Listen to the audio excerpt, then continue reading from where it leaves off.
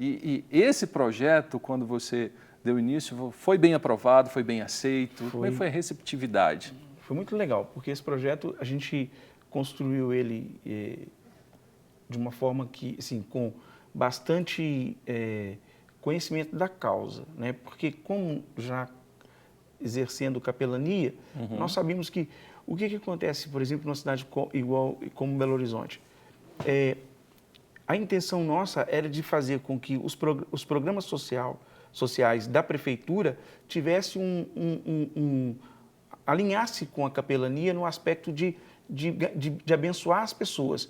Então, nós construímos dentro desse projeto, quando foi esse projeto? Foi em 2000 Foi 2010 mesmo, né? foi 2010. Foi em 2010. Um momento em que nós percebíamos que as instituições hospitalares tinham dificuldade em receber os visitantes, os visitadores religiosos.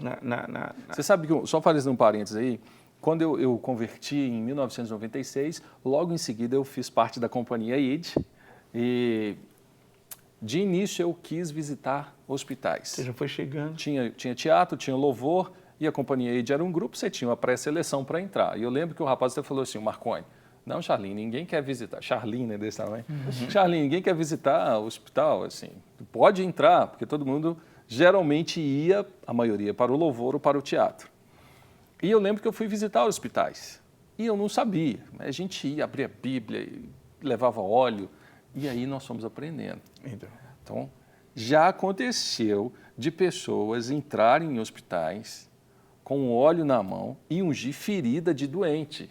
E aquilo ali está cheio de bactéria. Pastor, a gente ouve cada história. Já aconteceu de orar por um doente, um enfermo, e ele ficar possesso de um espírito maligno, vamos falar assim, demoniado para a nossa linguagem. O que aconteceu?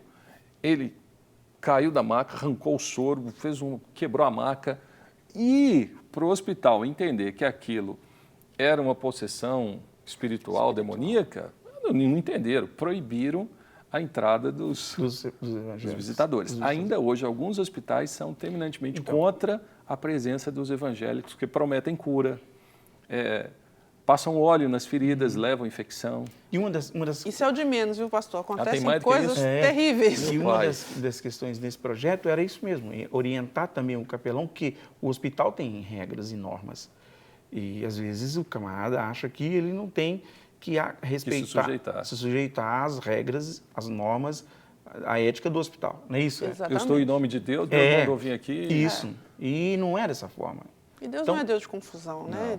E nós temos que respeitar as autoridades. Sim. E temos que estar preparados, como o João falou, até legalmente. É por isso que nasceu essa ideia do projeto de lei que foi aprovado e tal. Porque o que acontece?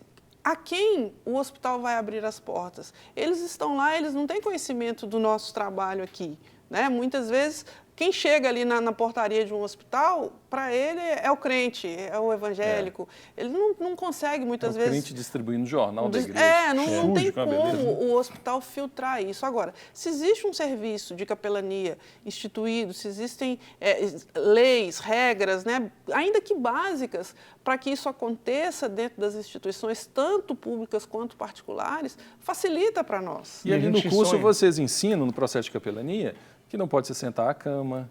Eu lembro que a gente sentava. Relógio. Sentava na cama. Relógio. Você não pode visitar um enfermo com um relógio. O capelão tem um relógio específico para ele, especial, um relógio diferenciado. Parece um relógio de bolso. Parece um relógio de bolso.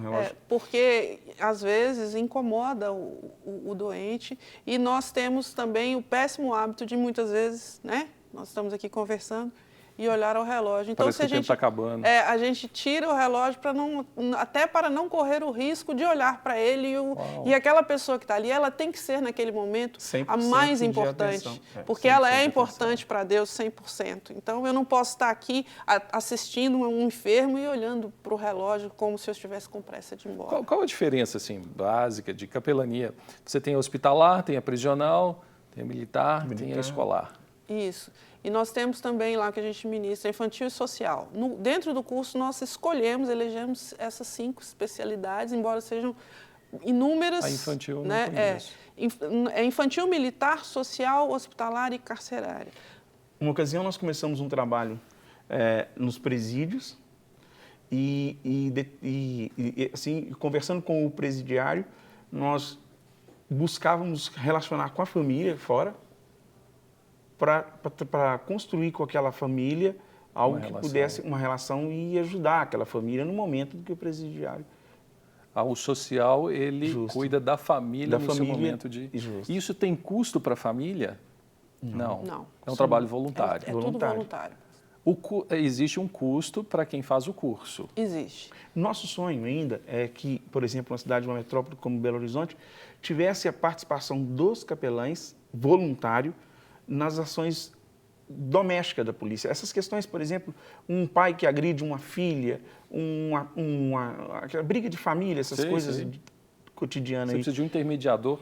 Isso, muitas das vezes, não é... A questão, muitas das vezes, é falta de Bíblia, falta de orientação. E tem também o lado do profissional. Nós ministramos, uma época, um curso para o Corpo de Bombeiros, para oficiais, né, dentro da corporação, no Corpo de Bombeiros. Que interessante. Por quê? Porque o bombeiro, ele vive um trabalho de constante estresse. A capelania militar, ela pensa, o militar, ela pensa aquele agente, né, da polícia, do Corpo de Bombeiros, que está, às vezes, até trabalhando no IML, né, nesse contexto aí. Qual é a realidade dele? Nossa, né? Falando aí, o coração está queimando aqui, porque é do trabalho de capelania que eu fiz. Né? O curso que eu fiz sobre capelania policial, que o nome é esse lá fora, o que nós vimos? Estatísticas, né? E eu vim para o Brasil e busquei essas estatísticas aqui. É alarmante o número, por exemplo, de suicídios de policiais militares com a própria arma. Por quê? Por um momento de estresse. Estresse que o leva ao trauma, né? O estresse pós-traumático devido à sua condição de trabalho ali. Envolvimento com alcoolismo. Alcoolismo, e aí vem os problemas familiares, porque o homem, o ser humano, ele não consegue simplesmente dissociar emoções, ou seja, o policial ele tem que ser forte, frio, né? Corajoso, bravo. Ele é uma figura institucional, ele não é humano. O ser humano ele não consegue separar isso. Aqui no meu trabalho eu sou frio, lá na minha casa eu sou diferente. Ele acaba levando essa pressão, essa exigência para o lar, para a esposa, para os filhos. E aí é uma bola de neve, né, pastor? Érica, é muito difícil. Realmente precisa da figura do capelão, ela ser mais intensa.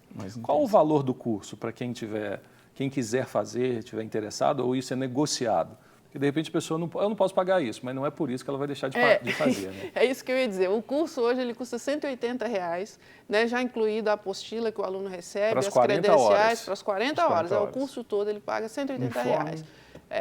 O uniforme é essa camisa? O uniforme é essa camisa. A camisa não está incluída nesse 180, mas também tem um valor absolutamente de custo para o aluno. Agora, existem negociações, sim, sem dúvida. O nosso sonho, pastor, é que todos os líderes, né, evangélicos, todos os líderes que têm realmente essa chama do amor de Jesus no coração, que eles sejam de um capelão, né? Que todos os nossos pastores sejam capelães. E eu digo sempre que o dinheiro não te impeça. Me procure o nosso escritório lá, converse lá com o nosso secretário, procure o João.